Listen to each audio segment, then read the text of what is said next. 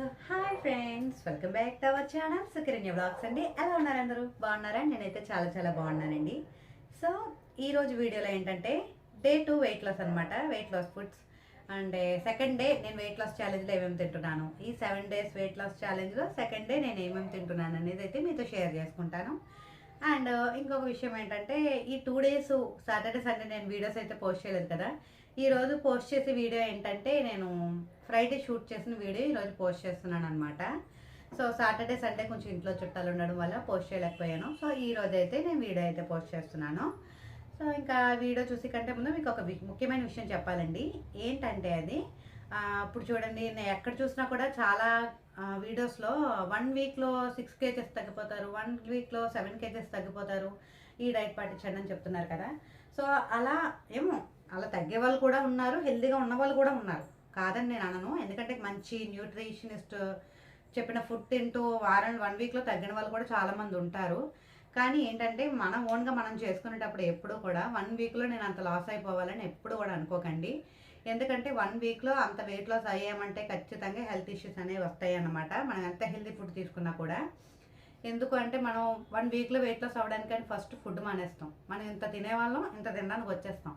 అలా ఎప్పుడు చేయకూడదు, ఒకేసారి ఎప్పుడు కూడా తగ్గించకూడదు. ఫుడ్ ఎప్పుడు కూడా కొంచెం కొంచెం గ్రాడ్యువల్గా తగ్గించుకుంటూ రావాలి. అప్పుడు కొంచెం కొంచెం తినాలి, రోజుకి కొంచెం కొంచెం తినాలి.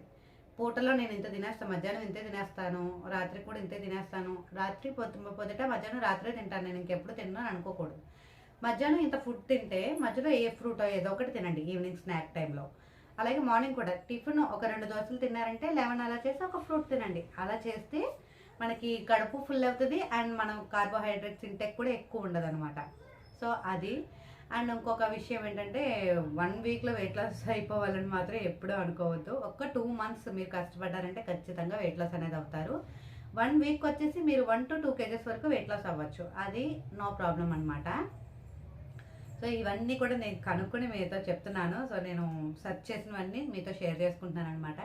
అండ్ డే 2 నేనేం తిన్నాను అనేది మీతో అయితే షేర్ చేసుకుంటాను. ఈ వీడియో చూసి కంటే ముందు నా వీడియోస్ మీకు నచ్చినట్లయితే లైక్ చేయండి, షేర్ చేయండి, కామెంట్ చేయండి. అలాగే నా ఛానల్ని తప్పకుండా సబ్స్క్రైబ్ అయితే చేసుకోండి. ఓకే ఫ్రెండ్స్, ఇప్పుడైతే వీడియోలోకి వెళ్ళిపోదాం పదండి. సో నేను మార్నింగ్ లేవగానే నా రొటీన్ తెలుసు కదా, జీరా టీ అనేది తాగేస్తానన్నమాట. సో ఇది ఎలా తయారు చేసుకోవాలో నేను ఆల్రెడీ వీడియోలో చూపించాను, మళ్ళీ ఒకసారి ఎవరికైనా కావాలంటే వెళ్ళి చూసేయండి. అండ్ నెక్స్ట్ వచ్చేసి నేను మార్నింగ్ జ్యూస్ కోసం వచ్చేసి 1 cup అది ఒక్క కమల అండ్ ఒక్క టమాటా అండ్ ఒక క్యారెట్, ఈ 3 తీసుకుని నేనైతే జ్యూస్ చేసుకున్నాను అనమాట. సో వెజిటేబుల్ జ్యూస్ అనేది చేసుకున్నాను. ఇందులో కొంచెం అంటే నేను కమల యాడ్ చేశాను కదా, సో కమల వల్ల కొంచెం సి విటమిన్ బాగా వస్తుందని చెప్పేసి ఇది యాడ్ చేసుకుని ఇందులో నేను ముందు మర్చిపోయి గ్లాసులో పోసేసానండి, అందుకని మళ్ళీ తీసి మళ్ళీ వేసాను అనమాట. సో చూస్తున్నారు కదా, ఈ జ్యూస్ ఒక గ్లాస్ అనేది తాగేస్తాను. అండ్ నెక్స్ట్ వచ్చేసి ఈ జ్యూస్తో పాటు ఒక ఫ్రూట్ ఏదైనా తింటానమాట. అండ్ నెక్స్ట్ లంచ్లోకి వచ్చేసి నేను గోధుమ రవ్వ కిచడీ అయితే చేస్తున్నాను అనమాట.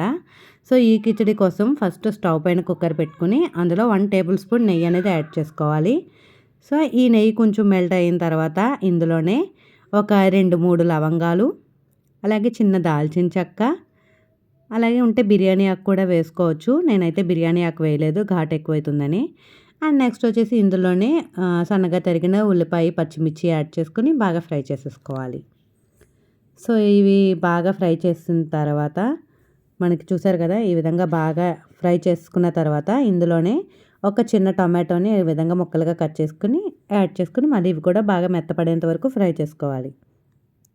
ఇది బాగా మెత్తపడిపోయిన తర్వాత ఇందులోనే మనకి ఉన్న వెజిటేబుల్స్ అన్నీ యాడ్ చేసుకోవచ్చండి. మీకు కావాలంటే అల్లం వెల్లుల్లి పేస్ట్ కూడా వేసుకోవచ్చు, నేనైతే వేయలేదు. అండ్ ఇందులోనే కొంచెం రుచికి సరిపడా ఉప్పును కూడా యాడ్ చేశాను అనమాట. సో ఉప్పు కూడా యాడ్ చేసుకున్న తర్వాత ఇందులో మీకు కావాల్సిన వెజ్జెస్ అన్నీ యాడ్ చేసుకోవచ్చు. నేనైతే క్యారెట్, బంగాళదుంప మాత్రమే యాడ్ చేశానండి, ఎందుకంటే ఫస్ట్ నేను అవి ఒక్కటే యాడ్ చేసి తింటున్నాను అనమాట.